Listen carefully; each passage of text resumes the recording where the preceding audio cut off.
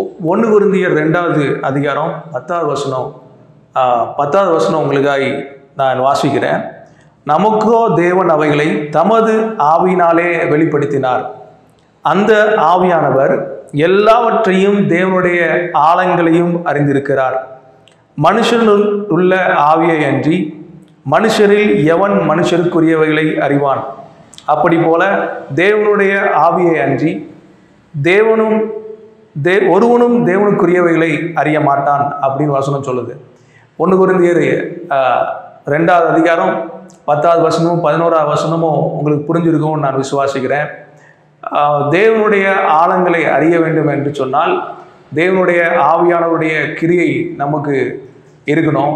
இப்போ இயேசு கிறிஸ்துவே பூமிக்கு வந்து அவர் நமக்காய் சிலுவையில் அறையப்படுவதற்கு முன்பாக அவர் ஞானஸ்நானத்தை எடுத்துக்கொண்டார் என்று சொல்லி வசனம் சொல்கிறது. அவர் ஞானஸ்நானத்தை எடுத்துக்கொண்ட அந்த மாத்திரத்தில் பரிசுத்த ஆவியானவர் புறாவை போல அவர் மேல் வந்து இறங்கினார் என்று சொல்லி ஒரு வசனத்தை நாம் வாசிக்கிறோம். அந்த வசனத்துக்குள்ளேய அர்த்தங்களை நீங்கள் பார்த்தீங்கன்னா பரிசுத்த ஆவியானவர் புறாவை போல இயேசு கிறிஸ்துவின் மேலே இறங்கினதுக்கு அப்புறம்தான் பரிசுத்த ஆவியினுடைய செயல் அவருடைய வாழ்க்கையில துவங்க ஆரம்பிக்கிறது என்று சொல்லி நாம் பார்க்கிறோம். அப்போதான் அவருடைய ராஜ்யத்திற்குரிய தேவனுடைய ராஜ்யத்திற்குரியதை அவர் வந்து வாழ்க்கையில செயல்படுத்த ஆரம்பிக்கிறார். கர்த்தருடைய அதாவது இயேசுவானவர் வந்து மனிதனா இந்த பூமியில அவதரித்தார் என்று எல்லாருக்கும் தெரியும், நம்ம அறிவோம். ஆனால் அவருக்கே பரிசுத்த ஆவியினுடைய உதவி தேவைப்பட்டிருக்கிறது. ஸோ பரிசுத்த ஆவியினுடைய உதவி இயேசு கிறிஸ்துவுக்கு மாத்திரமல்ல, எல்லோருடைய வாழ்க்கையிலும் பரிசுத்த ஆவியினுடைய உதவி நிச்சயமாய் தேவை. ஸோ பரிசுத்த ஆவியானவரை நீங்கள் பெற்றுக்கொண்ட மாத்திரத்திலே பரிசுத்த ஆவியினுடைய கிரியை பலத்த கிரியையாய் அது இருக்கும் என்று சொல்லி நான் உங்களுக்கு தீர்க்க தரிசனமாய் சொல்லுகிறேன். இந்த வீடியோ பார்த்துட்டு இருக்கிற உங்களுடைய வாழ்க்கையில நீங்கள் ஒருவேளை பரிசுத்த ஆவியை பெறாதவர்களாக இருந்தீர்கள் என்று சொன்னால் நிச்சயமா அதை நீங்கள் பெற்றுக்கொள்ள தேவன் வழியை வகுப்பார். நிச்சயமாய் அதை நீங்கள் வாழ்க்கையில அதை அனுபவித்துக் கொள்வதற்கான ஒரு மேன்மையை அனுபவிப்பார். இப்போ 10வது வசனத்துல ஆவியானவர் சொல்லுகிற விஷயங்கள் என்னன்னா, நமக்கோ தேவன் அவைகளை தமது ஆவியினாலே வெளிப்படுத்தினார் அப்படின்னு சொல்லப்பட்டிருக்கிறது. ஸோ உங்களுடைய வாழ்க்கையில ஒவ்வொரு காலகட்டங்களையும் ஒவ்வொரு சூழ்நிலைகளையும் ஒவ்வொரு நாட்களையும் அவர் ஆராய்ந்து அறிந்திருக்கிறார் அப்படிங்கிற ஒரு காரியத்தை நாம் பார்க்குறோம். அவர் எல்லாவற்றிலும் அவர் சோதிக்கப்பட்டு தம்மை தாமே வெறுத்து அடிமையின் ரூபம் எடுத்தார் அப்படின்னு சொல்லி வசனத்துல சொல்லப்பட்டிருக்கிறது. அவர் அடிமையின் ரூபம் எடுத்து அவர் சிலுவையில் அறையப்பட்ட அந்த ஒரு நிகழ்ச்சி தான் நம்முடைய வாழ்க்கையில மிகப்பெரிய ஆசீர்வாதத்தையும் ஐஸ்வர்யத்தையும் கொண்டு வந்திருக்குங்கிறதுல எந்த ஒரு சந்தேகமும் தேவையில்லை.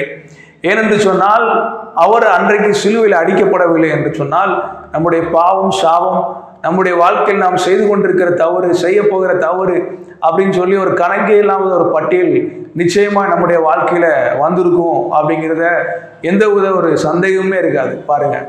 ஏன்னா அவருடைய வாழ்க்கையில் இயேசு கிறிஸ்துவானவர் நமக்காய் சிலுவையில் அடிக்கப்பட்ட அந்த நிகழ்ச்சி நடக்கலைன்னா இன்றைக்கும் நாம் பாவிகளா இருந்திருப்போம். நாம் இன்னும் பாவத்துக்கு மேல பாவம் செஞ்சு பாவத்தின் சாயலில் வாழ்ந்து கொண்டிருப்போம். ஆனா தேவனுடைய ஆவியானவர் வந்து ஒரு பெரிய மாற்றங்களை அப்போஸ்தலர் 2வது அதிகாரத்தில் செய்ததை நாம் காண முடியும்.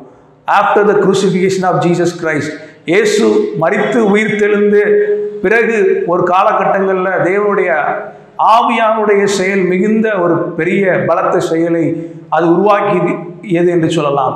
அந்த உருவாக்கத்தின் மாற்றமே சபைக்கான ஒரு மிகப்பெரிய காரியங்களா இருந்தது என்று சொல்லி நான் பார்க்கிறோம் வேதத்துல.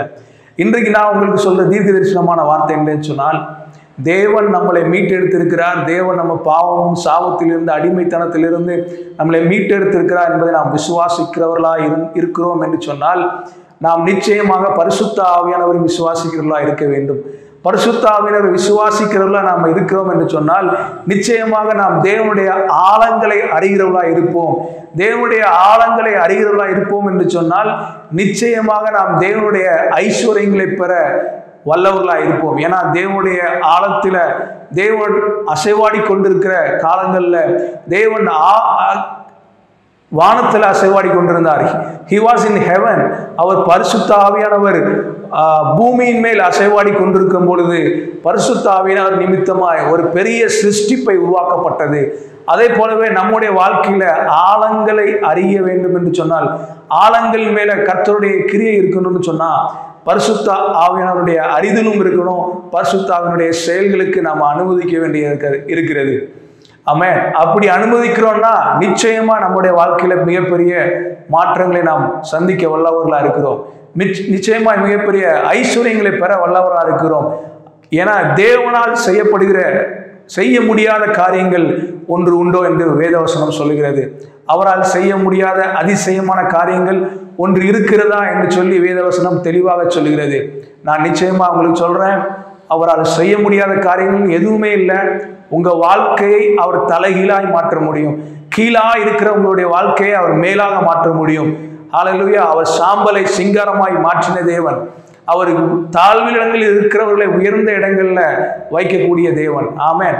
இன்றைக்கு நான் தீர்க்கதரிசனமாய் உங்களை ஆசீர்வதித்து நான் சொல்லுகிற வார்த்தை, தேவனுடைய ஆவியானவர் நிமித்தமாய் உங்க குடும்பங்களுக்குள்ள, உங்களுடைய வியாபார ஸ்தலங்களுக்குள்ள, உங்களுடைய தொழில்களுக்குள்ள, நீங்க செய்யற எந்த வேலையா இருந்தாலும் சரி, தேவன் அதன் மேல் அசைவாடி மிகப்பெரிய அற்புதங்களையும் அடையாளங்களையும் அவர் செய்ய வல்லவரா இருக்கிறார் என்று சொல்லி ஆசீர்வதிக்கிறேன். நிச்சயமாய் அவர் உங்களுக்கு மிகப்பெரிய காரியங்களை செய்ய வல்லவரா இருக்கிறார். ஆமென். ஏனென்று சொன்னால், அவருடைய ஆழங்களை அறிகிற அறிவை அவருடைய ஆவியானவர் உங்களுக்கு புதுப்பித்து கொண்டே இருப்பார். இப்போ மனுஷனுடைய ஞானத்தினாலே அன்றி மனுஷனுடைய கிரியைகளை, மனுஷனுடைய ஆழங்களை அறிய முடியாது என்று சொல்லி அதே கொரிந்தியர் வசனத்துல சொல்லப்பட்டிருக்கிறது. அப்போ மனுஷனுடைய ஞானத்திற்கும் தேவனுடைய ஞானத்திற்கும் வித்தியாசம் இருக்கிறது பாருங்க. மனுஷனுடைய ஞானம் வேற, தேவ ஞானம் வேற. இப்போ தேவ ஞானத்தை அவர் உங்களுக்கு கொடுக்க வல்லவராக இருக்கிறார். இப்போ தேவ ஞானம் வரும்பொழுது மனுஷனுடைய ஞானத்தை அது என்ன செய்யுதுன்னா மட்டுப்படுத்திடுது. ஏன்னா மனுஷனுடைய ஞானம் ஒன்றுமே இல்லை அப்படிங்கிற அளவுக்கு தேவனுடைய ஞானம் செயல்படுகிறது. ஒருவனையும் அவர் புறம்பே தள்ளுவதில்லை என்று சொல்லி வேதவசனம் தெளிவாய் சொல்லப்பட்டிருக்கிறது.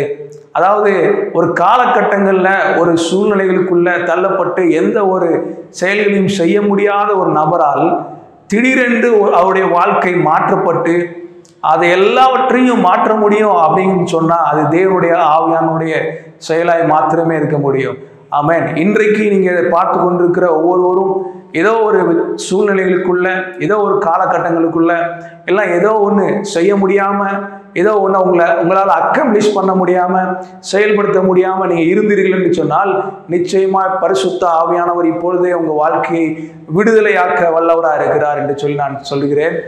நிச்சயமாய் அதை நான் தைரியமாய் கூட முடியும். உங்களுடைய வாழ்க்கை மாற்றப்படுகிறது என்று சொல்லி நான் சொல்லுகிறேன். ஏன்னா அநேக ப்ரேயர் ரெக்வெஸ்ட் அநேகரை நேரில் சந்திக்கும் பொழுது, தீர்க்கதரிசியா என்னை பார்த்து பேசும் பொழுதோ, இல்லை பாஸ்டர்ன்னு சொல்லி ஒரு ப்ரேயர் ரெக்வெஸ்ட் அவங்க சொல்லும் பொழுதோ, அவங்களுடைய வாழ்க்கையில் உள்ள ஒரு சம்பவம் அவங்களை உலுக்கி இருக்கிறது, அது அவர்களை மாற்றி இருக்கிறது என்று சொல்லி அவர்கள் சொல்லி ஷேர் பண்ணி அழுது புலம்பி ஏதோ ஒன்று சொல்லிட்டு போறாங்க. ஆனா அதை அப்படியே தலைகீழாய் மாற்ற வல்லமையுடையது தான் பரிசுத்த ஆவியானுடைய வார்த்தையா இருக்கிறது. ஆமென். இன்றைக்கு நான் உங்களுக்கு சொல்லுகிறேன், உங்க வாழ்க்கையில எப்பேற்பட்ட பகுதியில் நீங்க இருக்கலாம், எந்த உலகத்துல எந்த கண்டங்கள்லையோ, உலகத்துல எந்த ஊர்லயோ பகுதியிலையோ இல்லைன்னா தேசங்களையோ நீங்க வாழ்ந்து கொண்டிருக்கலாம். ஆனால் இந்த வீடியோ மூலமாய் உங்களுடைய வாழ்க்கையை கர்த்தர் மாற்ற வல்லவராக இருக்கிறார். கர்த்தர் ஒரு மாற்றங்களை உங்களுடைய வாழ்க்கையில கொண்டு வர வல்லவராக இருக்கிறார்.